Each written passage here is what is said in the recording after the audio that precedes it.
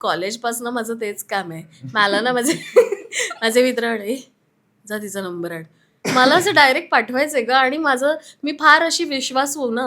मी लगेच माझ्या मुली वगैरे प्रेमात वगैरे माझ्या पडायच्या. "अरे किती गोड आहेस तू," गालबील ओढायच्या. त्यामुळे इतकं विश्वासू की ना मी त्यांना ना सहज सांगू शकायचे की ना ते आमचं तो आहे ना तो, त्याला तू आवडतेस वगैरे. तर त्यांना असं व्हायचं, "अच्छा बरं, मग त्याला सांग जरा असं आहे." मग आहे ना हे मी ना सपोर्टची कामं अक्षरशः कॉलेजपासनं मी करत आले. त्यामुळे मला असं वाटतं की मी त्या मैत्रिणीचा कायम एक सपोर्ट असते ना, ती खऱ्या आयुष्यात सुद्धा आहे मी.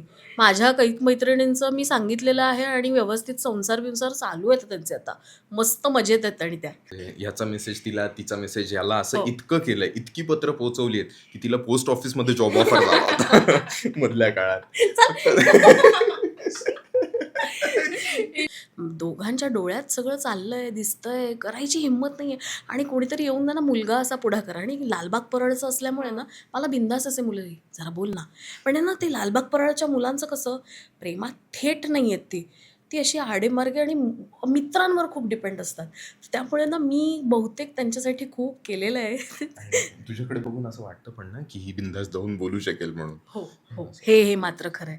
त्या सगळ्यांना असं वाटतं, की अरे यार ही तर काय मी तो बटाटा आहे. मी तो बटाटा आहे जो सगळ्या भाज्यांमध्ये जातो. त्यामुळे माझ्यावर बिनधास्त विश्वास ठेवू शकतात.